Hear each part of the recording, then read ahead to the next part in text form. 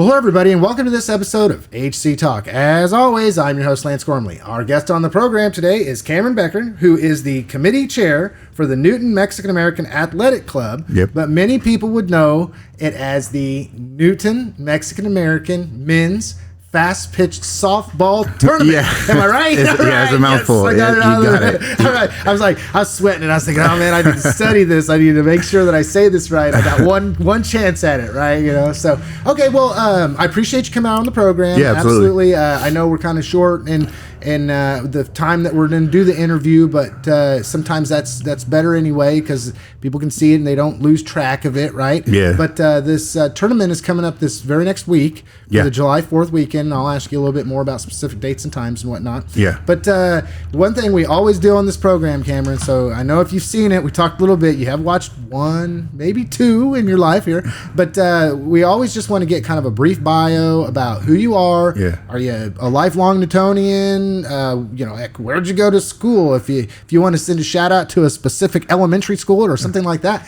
feel free and just let the audience have just a little bit of information to get to know you better. Yeah, absolutely. My name's Cameron Becker. I moved to Newton when I was in 4th grade, so I was one of the last Lincoln Elementary students that before they turned it into a apartment complex, but went to Santa Fe, graduated from Newton High School, and then I moved away, kind of wanted to get out and see the big world and stuff like that, and then slowly decided that wanted to make a family, and what better place to do it than my hometown where all my family is and where my history is. My wife was willing to make that jump, and we're here now, and we've got 3 beautiful kids, and we're moving forward and just enjoying life right now. So it's been nice, man. It's nice to come back and be back part of what I know. Yeah. So okay, I want to dig a little bit here. So I know that there are many people, right? Mm-hmm. Many people are transplants to our community. They're from somewhere else. They come here. They're like, man, Newton is a real nice town. I like the size. I like the location. I like the, and how close you are to a larger metropolitan area. Smaller class size, the whole thing. Yeah. But being somebody that's from Newton, experiencing that, there are a lot of us that go out into the world to see the sights and all the things that are going on out there, but find ourselves migrating back. So question being, you moved back here when you had children, or with the intent that this is where you wanted to raise your kids? With the intent. Okay. My wife's from Northern California, and we just decided between the two areas, cost of living, things like that this was probably the best bet for us to come out here. We had a pretty strong family structure. My mom and my grandma and, aunts and uncles and stuff like that were all here. So, we knew that if we had kids that we would have that kind of support network. Yeah, support. Gotta have it. So that was one of the big reasons to come back. But then again, it's home, and I feel comfortable here, no matter where you go, home is right here. So where the heart is, right? Where the heart is. And then I'm not going to throw you under the bus, but Cameron and I were talking about this, and us two old guys, because we're getting up there in age, that's where we are. But we actually played 8th grade football together. Yeah. And it's funny when you develop these. I say funny, nostalgic. We both participated in the same sport in the same place, at the same time. Yeah. And just knowing that you can have that mutual shared experience. We're talking about Mr. Erickson, and he was our coach, and it was thinking back, I can remember all those. I remember when we were young guys. Yeah. It takes a minute, but you get back there eventually. Gotta follow that. Okay, so you said that you were the chair committee for the Newton Mexican-American Athletic Club. Yeah. And I don't want to ask you necessarily a bunch of history. I know in the past that we've had people on that just are really about the Mexican-American baseball project, books that are written, the whole thing. Yeah. And I have learned so much from this, even down to the point, and I want to say I'm correct when I say this, but that Our Lady of Guadalupe in Newton was one of the first places in the state of Kansas to have Mexican-American fast pitch baseball. That's a correct statement, or it's kind of hard to say? It's the history stuff, there's so much of it, and there's so many more people that have, the archives. Of it built in. It and I tend to go to them when I have questions because it's like it's so much information. There's books and there's movies and there's firsthand accounts and all these things that I wasn't part of. It was history, so I didn't get to be that part of it, but once I do learn it, I try to hold on to it so that I can pass it on in case, we lose that down the road somewhere. Oral project, then of course getting it down into the written word, because before all this stuff started happening, it was just passed down. And probably talked about during tournaments and stuff and the camaraderie amongst each other and whatnot. So not throwing you on the spot about the history or anything, but I think that was one of the things. So if there's somebody listening right now, it's like, no.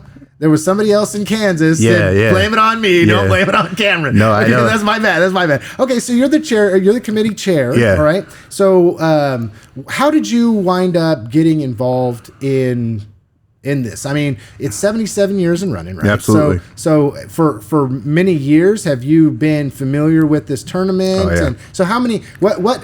As far back as you can remember, when you showed up, let's say for the first time, what number were you at? Oh, I mean, the first one I went to, I was obviously about 90% of anybody that you ask when they started the tournament, they're going to tell you that they started at Our Lady of Guadalupe. They started chasing foul balls. And from there, that's, where you get it. And so I started chasing foul balls when I was a kid, 6, 7, 8 years old, coming with my family to the tournament. The church had the food during the weekend. The Altar Society had the church at OLG, and then the ball field was behind it. So you just go back there and you just watch the games. And I just love the fact that those games, they played them throughout the night. Like they'd play 12 o'clock games, 1 o'clock games, 3 o'clock games in the morning. And so they'd have the lights on and they'd be doing all that kind of stuff. I mean, before that, they had cars that came out and put their headlights on so they could play the lights. But, eventually they moved forward and added some lights, and they had the big green fence around OLG Park and all that stuff. So, I started there, and then Bat Boy after that, trying to be part of it as much as I could. And then from then I just kind of moved away. You get older, you start turning to a teenager, you start wanting to do teenager stuff. And then I had a buddy of mine that played baseball, softball, and he really wanted to get involved in fast pitch. So what I did was I went and asked, family members and stuff like that, and was like, hey, I have a guy who wants to play. He's kind of young, but, he wants in. And they took him in. Like, it was no, who's this guy or what is he, what is he about? They were like, yeah, tell him to come on. We'll play with him. And from that, it just showed me, like, what I'd been missing, like that connection with the people and what they were doing. And so eventually then I moved to California, and then I still kept in contact with just knowing that was what happens on the 4th of July. And I would call my mom every year and be like, hey, make sure you grab me a couple shirts, send them out to California. I'll wear them out here, And so when we decided to move back, I told my wife, I said, when we move back, I really would like to be like part of it. Like, I don't know how or what to do. And then I saw a Facebook post that said the first meeting of the year was coming up, and I was like, just gonna go. I'm just gonna be there. And I remember showing up, and everybody was like, who's this guy over here? Like, I used to be the bat boy, man. Don't you remember me? I was the fly ball guy. I love it. And they took me in, and even in that first year, I came with ideas and just, was try to be bigger than the previous year and just keep growing and, just showing support to the people that were on the committee. And from there, we just moved forward, and, here we are today, 77 years deep in it. So and I started these interviews 75th anniversary with Mr. Jaso. So 2 years ago. And then, of course, we've kind of evolved, and there's been a slew of individuals that I've interviewed from all different aspects of this, right? And one thing that I personally, this is me speaking, something when learning about the history of this, the three things that constantly came to mind was community, culture, and overcoming adversity. Right? So those are my words, but I have a question I'd like to pose to you. As a youth, when you were there doing what you were doing, can you remember like what give me something about like the energy. What was the energy that you felt when everybody was coming together and this activity was going on? I mean, when I was there as a young kid, I mean, you're just there and you've got the independence that you usually don't get, anywhere else. You know that you're amongst family and you're amongst friends. So, you can run and be free with your cousins and, jump around and disappear to the church or the playground and then come back later. You weren't really like super supervised, and because they knew that you were with like-minded people, community. They felt comfortable letting the kids, and I see that still today at athletic. Like the kids are just a motley crew running around together, just having a good time and picking up other kids and bringing them in and playing games, and it's just like the parents are like not right behind them, chasing them. This is the time you get to do this. Yeah. Right? So positive, would you say real positive energy behind that? Yeah, absolutely. I mean, we've rarely seen any negative energy from anybody out there. I mean, everybody's there just for the exact same thing. And that's the tradition of the tournament, and to continue it and like be part of it. I think that's a big thing, is that these people, like, they look forward to being at this tournament and being able to say, I was there for this. I was there for this one. Oh, I remember when he did this at the 71st, or I remember the year that it got rained out and they had to bring a helicopter in to dry the field. And like, these are things that like happen if you're not there, you miss them. And so it's almost like a FOMO every year. It's like, I have to be at the tournament this year. Who knows what's going to happen, or who knows who's going to win it, and it makes that tournament that much better to be there for it. I mean, you can watch it online and you can, hear about it in the newspaper or firsthand accounts from somebody else that had been there, but to be there, it just, you get swept up in it. It's like nothing I've ever experienced. I mean, I've gone places and done things, but the consistency of it, it's 77 years old, but you could probably take players from the 50s and 60s, bring them to a game, and they would still feel that same energy that they did in the 50s and even 60s. though they're not out there playing on the field, right? Yeah, absolutely. And that's something that I think is just fascinating, is the idea that, this year you might have a grandson of someone who played in the past. Right? Oh, it's not a might. It is. That's absolutely. It's absolutely. So it's like generational. It's just passed down from, my grandpa played here in the very first or the 15th or whatever, and then my dad played here in the 35th, and now I'm playing here in the 77th. Yeah. And it's a lot of the families, like the JSOs, have a huge, generational teams. The Arianos, I mean, there's a lot of players and that played with their dads, or on a team with their dads. There's a lot of the Kansas City teams are family-based teams, and so it's a very tight-knit group of people, and they bring their families to these families, and then it's just an intermingling of everybody that enjoys the sport, enjoys what we're doing, and enjoys like just everything about it. So, and I'll tell you, when there is no way that if you are in Newton on the 4th of July weekend, when this tournament is going on and you drive by Athletic Park, that there is not a sea of people there. So it is a very well attended event. Absolutely. And you're talking about, like you said, generations, but then also, is there, have you seen just when, I mean, I don't want to put a timestamp on it or anything, but like that people come out who are not part of these individuals playing, that just are really supportive of what's going on and are able to enjoy just as much as people that maybe if it's your first year or their fifth, is that kind of the norm? Yeah, absolutely. So what we do is at Athletic, we put all the vendors outside of the fence. So if you're a community member, or if you're driving through down First Street or whatever, and you see all the food trucks and everything like that, there's no cost. You get to walk up, get some food, enjoy. You see the people that are there, and then right across the street, there's the entrance. $5 gets you in. You can go check it out. And if you don't want to, the food is free. You know, it's not free, but you got to pay for the food. You don't got to buy a ticket to get it. Yeah, you don't have to pay $5 to go to get some eat. amazing Mexican food. Right? Yeah. Okay. So when we're talking about this tournament in and of itself, just for people that have never been or just want to explain a little bit about it, when you say a tournament, and this is an all weekend thing, Absolutely. so how many teams? Generally speaking, I don't need an exact. I mean, if you ain't got to hit a nail on the head, but how many teams, generally speaking, come to participate in this tournament?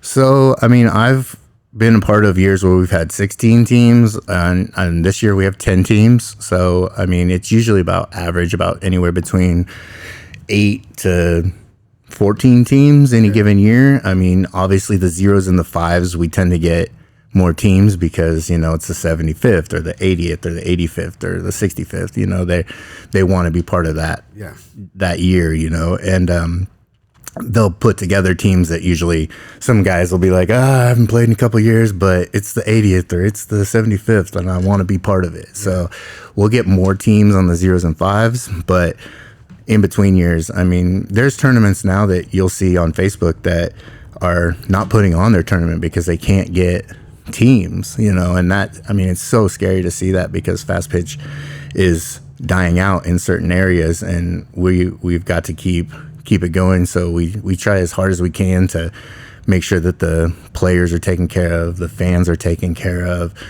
We offer, you know, like Dr. Gatz is coming out and he offers free adjustments to people. We have the health ministries there. The city of Newton is going to be there. So we try to offer health options for fans and for players so that they can keep the longevity going.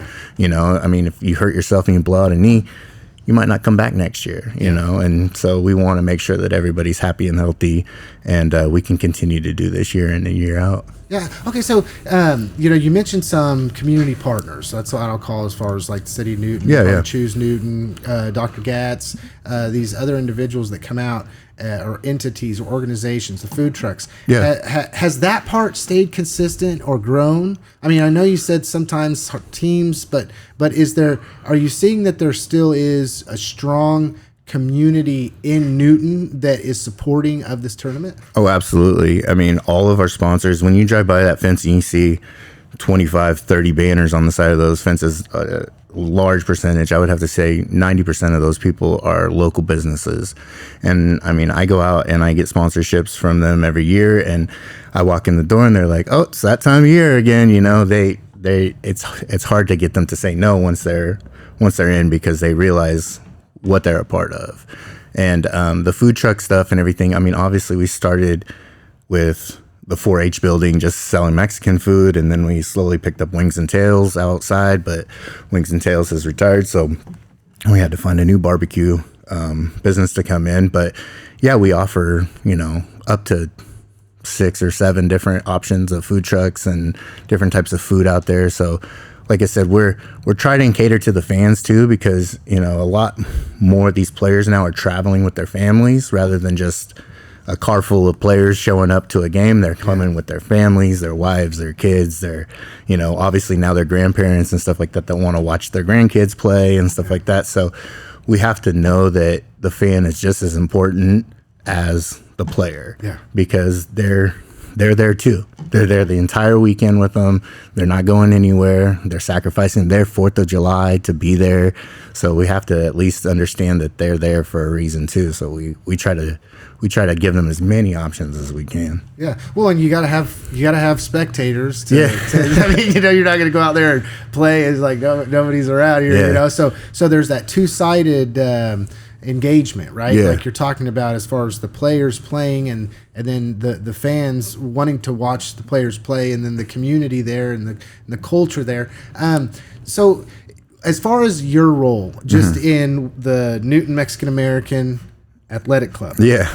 I've got a little list over here, right? So I don't burn anything. I'm trying my best. I said, you can always go N.M.A.A.C too. N.M.A.A.C is N.M.A.A.C is yeah. I got it. Okay, that's cool. Now I feel hipper. Once you say the long one, then you're able to say the short one, because then people understand N.M.A.A.C is Newton Mexican American Athletic Club. Said that from the beginning. I should have been like also known as N.M.A.A.C. Yeah. But yeah, just say it N.M.A.A.C. Okay. In your role as the committee chair, can you give the audience just a little bit about what specifically maybe a committee chair does? You said you go out and you get sponsorships. I don't know if that particular role has a title or if that's the role of the committee chair, or just kind of what do you do in support of the N.M.A.A.C? I think I like to reference myself as sand to the committee. Like I like to go off that where the professor used to say, he filled the jar full of golf balls, and he's like, is this jar full? And the class is like, yes. And then he adds rocks, and then it gets down to sand, and he puts sand in there, and it fills it up and gives it a strong foundation. And I feel like that's what I want my role to be. I mean, sometimes I can't help, but in most instances, I feel like, like I'm a chair, come sit on me, give me if you need help, you need structure, you need to reach something, like I'm there for it, and it's hard sometimes, especially now that when I first started, I didn't have any kids, and now I have 3. So it's a little tougher now, but I feel like we've all kind of fit into our roles. I mean, as far as the sponsors and stuff like that, it's every year at the beginning of the tournament season, we have a meeting and we have what's called a duty list, and on that duty list is a rundown of 30 different things that need to be taken care of, from umpires to hotel rooms to field supervisors and all these different things, and we all take our roles, and a lot of us fall into ones that we've done year in and year out. So I started with sponsorships when I first started, and I've just held on to that, and that's kind of been my major role, is just getting out there. And then from that, I feel like I've spawned into more of a steward of just like at Fiesta, we put up a table, at the Newton Candy Walk, we put up a table. So, and we try to get out there and explain. And we understand that Newton's growing, and we understand that there's going to be people in this town that have never heard of the tournament or have never been to the tournament. So we want to give them the ability to come to talk to somebody that's not in the tournament and at the tournament, like, doing something else. Like, you can get a little one-on-one time and ask them, hey, what is this tournament about? Hey, how did it start? What can I do? Or, how do I be a part? Yeah. Right? Yeah. And so we welcome volunteers all the time. We love to have people come and help. And a lot of those volunteers eventually become committee members. And then they sit on the committee with us and make bigger decisions than a volunteer would make. Yeah. Okay. So, I mean, I'm not a good judge of crowd, right? So I'm not out there counting heads or whatever. But as I had mentioned earlier, if you're from Newton or you're passing through and you go through there is a very large group of people there. I mean, I'm thinking anywhere around 500 people or up, maybe even at times 1,000. I mean, does it really pull in like a huge crowd every year? Yeah, we see anywhere between 1,500 to 2,500 people through the gates both Saturday and Sunday. I mean, we do wristbands every year, so it helps us kind of figure out those numbers a little bit better. And we see about, on a good year, like I said, on the 0s and 5s, we'll see more, and then depending on when the 4th of July is too, like if it's on a Tuesday or, because a lot of these teams travel, so they get that 4th of July off and they have to use that to get here. So, depending on the time of the year or what year it is, if it's 4th of July is on a Tuesday or a Wednesday, it's a little harder, than if it's on the weekend. We love it when it's on the weekend because that gives them that opportunity to travel. And they don't have to hustle to get here. We don't have to worry about a late championship game on Sunday because they can get home and, stuff like that. So we see, about roughly anywhere between, I would say, tentatively 1,000 to 2,500 people over the weekend. I grossly underestimated that. Yeah. That's what I'm saying. I don't want to be responsible for counting heads, you know, but like you have a way to track it. So I mean, to say that it's drawing that amount of people for a weekend to enjoy a fast pitch men's softball game is incredible. And then we don't charge Hall of Famers. We don't charge children under the age of 10, and Friday night is free as well. So I mean, even that we don't charge for all of that stuff. So I mean, we don't even know the exact numbers as far as if you want to like add kids and Hall of Fame members and stuff like that. So that's amazing. Yeah, Friday night we get a lot of people because it's a fanfare. Like everybody's coming into town. They're getting together. They're like, oh, okay, what time's our game tomorrow? And, you know, kind of building that kind of stuff. And then Saturday, it's just softball all day. Well, and I got a question here. Okay, so I want to phrase this the right way. I think a lot of people underestimate, and maybe I'm wrong by saying a lot of people, but I think there's many people, I'm just going to go with that, that underestimate the amount of Mexican-American culture and heritage which helped build this community, specifically. Yeah, the railroad, big time. Big time, okay? And so then, of course, there's other areas across the state that teams probably travel from there to here, and they have their tournaments as well.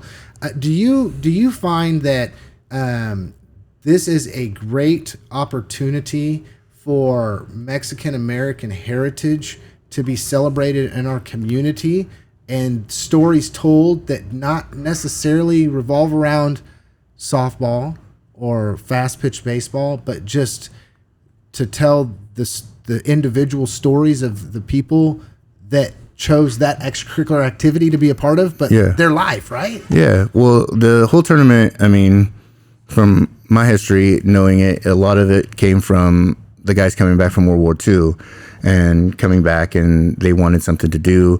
They wanted to play baseball, and they weren't really welcome within the Anglo community to play those games. So they went on their own and they made their own teams. You know, they have teams from Chanute and teams from Salina and teams from Emporia. And these were all teams that were built out of their community, you know, Hutch and stuff like that. And like, these were the Hutch guys and these were the Newton guys and these were, you know, and they either worked at like the ice houses or they worked on the railroad or they worked together, they lived together, they went to church together. A lot of these teams were sponsored by their local churches. This is how Newton was sponsored by Our Lady of Guadalupe. And so they got together and, you know, competitive juices flow. And, you know, these are old military guys, you know, they want to get out there and still get the game going and stuff. So, and then you got Newton boys and Hutchinson boys. You know, I mean, it's pride too. It's like my community. We won that tournament that year. We beat those guys, you know, and you can see that in like Anita's video when they talk to those old guys, not old guys, but they talk to the old players. You can still see it in their eyes, you know, that competitive juice doesn't go away. Even when they think they can't necessarily get out there and do it, you can still see those memories for them is just, it's like we beat them, you know, we beat them in a, you know, extra inning, you know, they never forget. Yeah, like 1975. They're telling it like it was yesterday. You know what I mean? But that's how you keep things alive, right? Is you have a community established around a culture, especially in the beginning, overcoming adversity. Yeah. I mean, that's why I go back to that. It's such an amazing story to tell, and I'm a person that just absolutely loves history.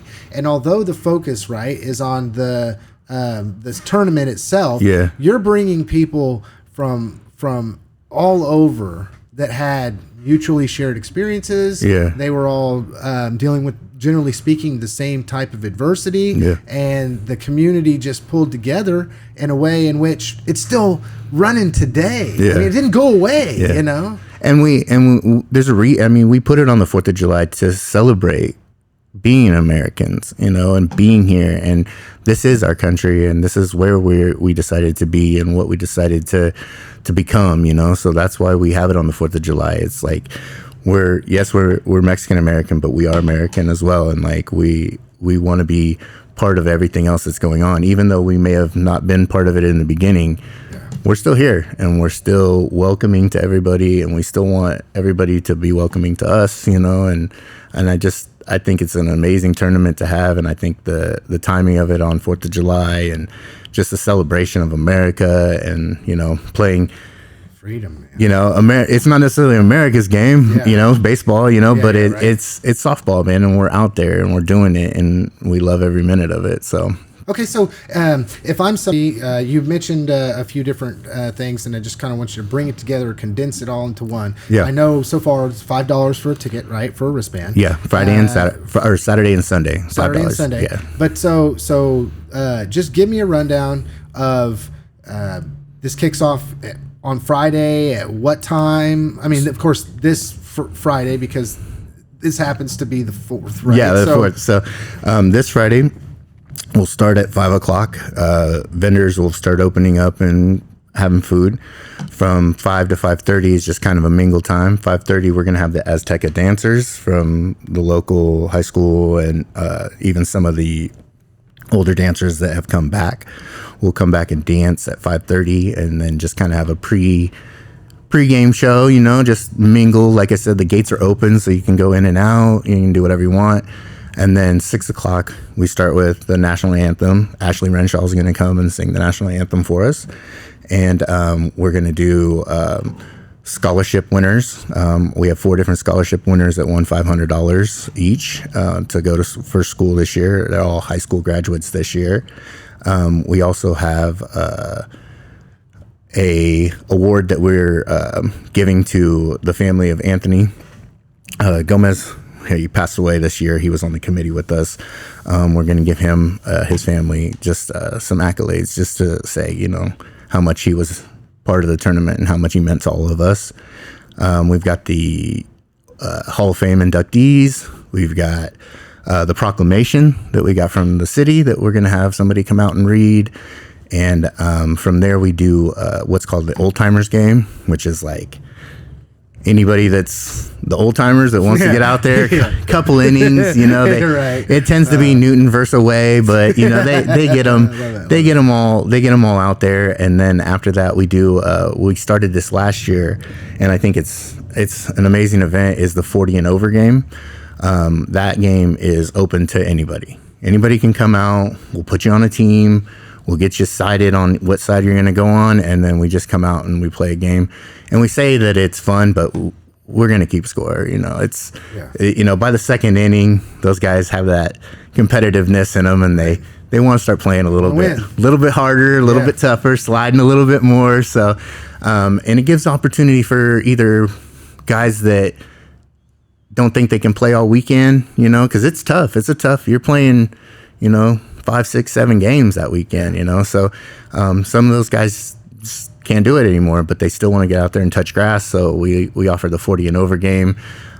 People that are interested in fast pitch but have never picked it up, they can go out there and see what it's like to stand in the box against, somebody that's pitching underhand to you. So it really opens it up for fans to come out and see it, and be part of it and be like, okay, that's way different. Last year we talked to a couple of guys and they were like, yeah, it's way different than I thought it was going to be standing in the box when they're pitching that ball to you. So it just in that, right there, it was worth it. So this year we're going to do the 40 and over game. And then, after that, we're done. But the Eagles will have Bambiland. They're going to have Bambiland after all that stuff goes down. They're going to have DJs, food, stuff like that. So, yeah, that's a yearly tradition is Bambiland. And then Saturday morning, the ones that got good rest and, are able to get up in the morning, and they'll come out and play first games at 9 o'clock on Saturday. Okay. At Athletic and at Washington. Okay. Because you have to do it 2 places, but then eventually this narrows down, right? Because you have winners, and then you have people that not going to call them losers, but that didn't win, because nobody wants to be called losers. Yeah, no winners, and then those that weren't so fortunate as to win, right? Yeah, and then that bracket just condenses itself down, and then is there like a top 2 teams, or so basically 4 teams? I mean, how does that work? This year we're doing a 3-game guarantee tournament. because we have 10 teams. So we thought we'd give them 3 games instead of 2, which is a little bit, well, I mean, some of these teams are traveling from far away, 2 and through is tough for some of these teams. So we'd like to give them more of an opportunity to get out there and play. And I think we have the time, and using multiple fields, I think helps us with that. But we have a winner's bracket and a loser's bracket. We would try to keep the winner's bracket as much at Athletic as possible because it is our capstone field that we like to use. But Washington is a beautiful field, and we love using Washington as well. But from that, the winner's bracket winner plays the loser's bracket winner for the championship. And it's just like any other thing. If winner's bracket loses the first game in the championship, they play a second game. So we have a what if game after that. So, but the difference is that the championship game is a full 7-inning game. The games during the tournament are an hour and a half, no new game after an hour and 20 minutes. Okay. So there's a different kind of strategy, I would say, for the tournament compared to the championship game, because during the tournament, okay, well, if we kind of put through this inning here and get to that hour 20 and we're ahead, then we won't start a new inning. Yeah. So there's, so you got people out there, hurry up. Yeah. You got some people that hurry up, but then you got other ones dragging their bat while they're walking up to the plate. Cheesing on everybody else. We're 5 ahead. So it does take that. There's that added part of it, so it's, where you might get 4 innings, you might get 5, you might get 7. I mean, obviously if there's tied, we play through the tie, but no new inning after an hour and 20 minutes. So, but then like I said, championship, 7 innings, no time limit. They play a full 7. And then if the loser's bracket wins, they play another whole 7-inning game right after that. So, I mean, it's warrior ball for sure. So it's fun to watch. Yeah, and that makes it competitive. That makes it fast paced. I mean, you're talking about a time limit here, right? No new innings after a certain amount of time. Yeah. But you know how fast an hour goes when you're watching some baseball. I mean, and it's, of course, obviously it's softball, but generally speaking, the rules are the same. So, it definitely slows down though when it's 100 degrees out there. That hour takes a long time when it's 195% humidity out there. And it seems like every 4th of July we're dealing with a lot of rain and humidity. Yeah, we on the committee try not to use the R word at all during the last couple weeks of the setup for the tournament, because I mean we have been rained out before, and we have like a couple years ago we had to start the tournament at like 2-3 o'clock in the afternoon, and we ended up playing till 4 or 5 o'clock in the morning at Athletic, just because we were having to let the fields dry and get ready. And I mean, one year we were at Washington and we called Athletic and we're like, hey, we're rained out over here. There's a river running through Washington Park right now. And they're like, it's sunny and dry over here. They thought we were joking when we called, and it was like, no, we had to take pictures and send them over there. And so we had to pivot and move to Centennial. And I mean, we've been able to make it work over the last few years. I've never been part of a tournament that we had to, knock on wood, that we've had to cancel, or that we've had to postpone more than a day or anything like that, or move it to a different weekend, which is hard because other tournaments kind of base their tournament dates off of the 4th of July tournament. So, we might not have that extra weekend to play, or, so and these teams have traveled really far to get here. So we try our hardest to make sure it happens every year. Yeah. Yeah. Okay, Cameron. So just a direct question. In your opinion, what is the best thing or the most exciting thing, the most enjoyable thing about this weekend? As a committee member, it's Friday night. I mean, I kind of joke every year that Thursday before the tournament, I want to quit. And then Friday I show up and it's like, here it is, all that hard work, everything that we've put in is now, out of our hands, we have really no more control over it. It becomes its own entity, and I'm proud to see that happen every year, but as a fan, oh God, there's so many things the food, the friends, the family. I really like the running of the tents on Thursday night, where we open the gates and let people come in and set up their pop-ups and their tents and stuff like that. I think that's really a fun, cool event it's an unofficial event. We don't say it's part of the tournament, but it is, they love to line up and come in and run in and put their stuff up. I mean, it's funny because they usually all go the same places every year. Like, you know where they're all going, but I know where they run to the spot that they're going, but nobody else is going to take it from them because they know that's where they go. So, right. The Arianos are down one side and, the Jasos are over here, that everybody has their area that they set up. So it's funny to see them still run to get it, but and over the last couple of years, we've had some new people come in that didn't have any affiliation to like a Hispanic family or anything, and they just set up their chairs and they're like, "This is where we want to be on the weekend." And the families would set up around them, and they're like, "Well, they're part of the family this weekend, like we'll take them in, So, and but yeah, it's so hard to pinpoint like one thing that makes it, it's such a broad event to be proud of, knowing that we take over the town, that we take over the fields. I mean, this year we're not using Centennial, but in most years we use Centennial as well. And just to have the teams travel through Newton and see Newton as they're going from one location to another, and hoping that maybe one or two of them dig it and they want to set roots here and be like, what, I like Newton, I want to be part of it, and if we can do that and start a new generation of their family playing and stuff like that, that's what it's worth.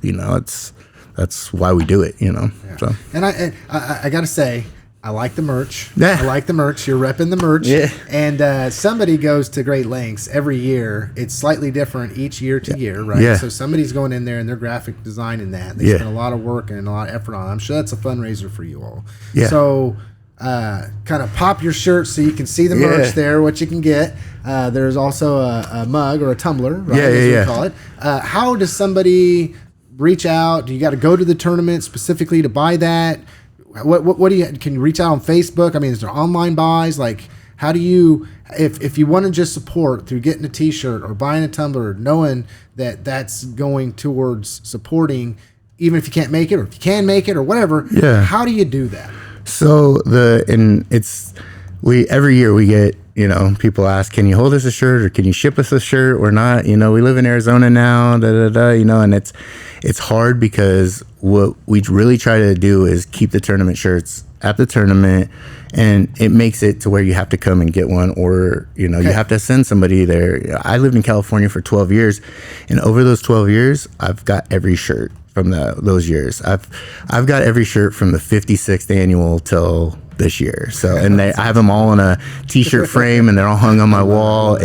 And I've learned over the years to buy my size shirt for me, and then buy a medium for the frame shirts, because like it's stuffing my big shirts in those frames was tough over the years. So I was like, let me get a smaller shirt so I can fit them in there.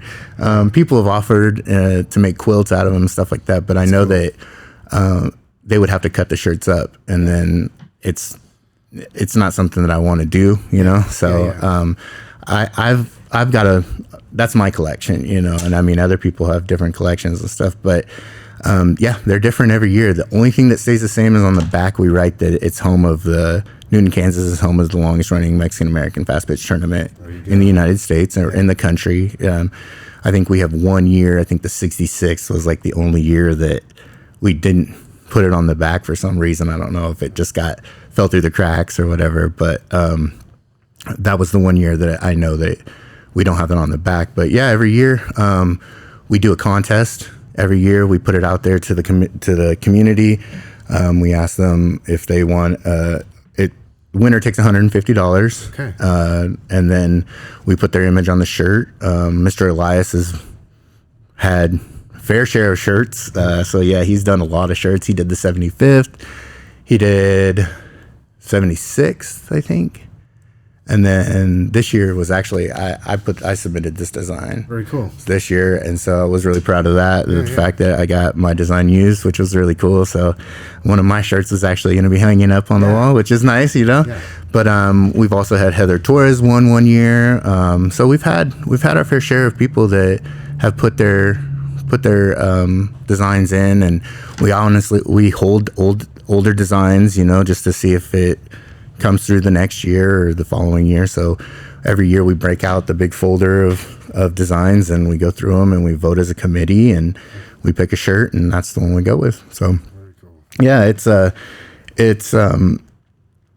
we'd like to eventually maybe do like an online store and stuff like that, but you know, it's one of those things where like you have to make that sacrifice to be there. Yeah. You have to make that sacrifice to have somebody be there, you know, and I know it's hard and I know it's tough, you know, because you're not there, or, you know, or you can't make it there on Friday to get one in your size, or, you know, things like that. But it's just, that's part of it. It makes perfect sense. I mean, it does. You know, I would consider it an ignorant question, not knowing that there wasn't a way. But when you explain it, of you know, we want your presence here. It doesn't mean that Lance can't come down here and buy a shirt and then say, well, I'm buying one of these for my brother who's living in, you know, Phoenix, Arizona right now, or whatever the case may be. But or deployed. We have a lot of people that are deployed, and like they, you know, they're not going to make the tournament this year, and it's the 4th of July. Some of these people, you know, their family wants to do something for 4th of July. Like, you know, I'm not going to make it there. And I think having the gates open Friday night is the opportunity for people that maybe just are going to pick up something for a family member. I have an uncle who lives in Australia, and my aunt shows up every Friday and picks him up a shirt and ships it to him every year. So, I mean, and they know that they have to be there on Friday to get, you know, their choice, you know, like, I mean, not to say we run out Saturday, or, you know, we're still selling them Saturday and Sunday, but, you know, to get the one you want and get the color you want and get whatever you want, Friday's the night to be there. Be there first. Yeah. First come, first serve, right? And that feeds into the FOMO, you know, like it's just like that in itself helps us, you know. People are afraid to miss out on these things, and you can see that by saying, hey, can you ship shirts, or can you deliver shirts and stuff like that? And that's something that we do want to move forward to, and, you know, that's part of the progression of the tournament, but we don't want to lose that core of it, you know, and that, you know, have to go to a thing. It's just like, it's like going to a concert or something, you know, like you want to get that shirt at that concert. Yeah. That's right. You don't want to go buy it online. Yeah. Right? And then somebody goes, oh, hey, you know, like, how was the concert? And we're like, oh, I don't know. I just bought the shirt on, Amazon, you know, I mean, it's Amazon. I mean, I hate to say it's like, then the person that was at the concert, so it was like, poser. Yeah. You're a poser. You weren't there, you poser, you. No, okay. So I'm going to challenge you to condense it, right? Yeah. If I had, you know, a 15 or 30-second clip that said, Cameron, if somebody's listening right now, why, if they've never been, would you tell them to come to the tournament? I started off with the fact that Newton's been around for 150 years, and out of that, half of the time that Newton's been there, we've been playing softball. So we've been doing this for 77 years. I mean, we're not a fly-by-night event that just, you know, one and done, two and done, you know, and we live off the idea of the tradition that we have, and the family and the community and where it all started. And we haven't lost that in 77 years. You know, we haven't changed it. We've actually progressed the idea of it. You know, we've got the proclamation this year from the city. Awesome. I mean, we have the books, we have chapters in books, we have full books about it. I mean, the movie that Anita put together, I mean, that movie, we got to see that before she really released it to everybody, and it was amazing. Like, I learned so much just off of that, and to know that those traditions and those things are still happening today. I mean, we still give foul ball money to people. Yeah, it's more money than what they were getting when they started. They started with a nickel and a piece of gum or a snow cone, but now we give 50 cents. And, you know, but it's still that we still have that tradition to where a kid can fall in love with the game by chasing softballs, which I did, which many a committee member did, which many of fans have done, you know, and that's one thing that's important to us, is to keep those little traditions alive, you know, and then to have the teams out there that come every year and represent every year. I mean, we have the NDOs from Kansas City, Bravos from Kansas City, Locos. I mean, we have a lot of Kansas City teams. We have a team from Pueblo this year, Austin. I think a team from South Dakota is coming this year. Wow. So, I mean, yeah, we've last year we had 2 nationally ranked top 10 teams that came and played with us. Unfortunately, this year they're not able to make it, but you know that it's still, the competitiveness is still there, the camaraderie. I mean, it's like I said, you could take somebody from the 40s and 50s and bring them to the tournament, they would still be like, oh, you guys still do that, or oh, that's how it's still played. And you know, so to see the smile on the history people, you know, the people that have had that history, to see them smile and be like, you guys are doing what we started. You know, you haven't changed what we started, and that, I think, in itself is the whole reason that I'm there. Very cool. Very cool. Okay. We are coming to the end of the program. Yeah. And I hope I'm not cutting you off or not asking any questions that I should have asked, but you can answer that if I happen to do that or not do that, however you want to look at it in this last question. The last question is, I give the guest the last words to speak directly to the hearts and the minds of anybody listening. Yeah. What do you got for us, Cameron? I just want to say, if you're thinking about coming, or if you have just kind of an idea of what we're doing and you want to see if it's true or whatever, just come out. And like I said, you can come out Friday. It's free. You know, you can check it out. You can see what we're doing. You can meet the people. You can do all that kind of stuff. And then Saturday, I mean, it's just softball, you know. We've had multiple teams tell us, you know, that it's so weird to see the fans stay in the stands when there's not a local team playing. You know, the amount of people that are there for softball is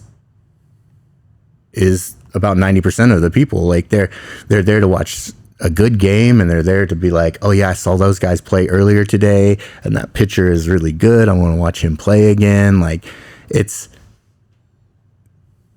just a great atmosphere to be in, and it's the 4th of July, so you're out, you get to celebrate, you know, you get to have a good time. We're at Athletic in Washington Park, which, you know, the rec center and the city take really good care of. You know, they give us a lot of leeway, and we pick up after ourselves at the end of the night, and just, you know, we respect the fields as much as anybody else, and it's just an amazing place to be. Like, I don't think, like I said, I've traveled and I've never been anywhere that I've been a part of something that's just so like connected and just so like loving, and, you know, everybody there, you know, good or bad, they're there to watch softball and, you know, have a couple drinks and just have a good weekend. And I think that in itself is hard to find.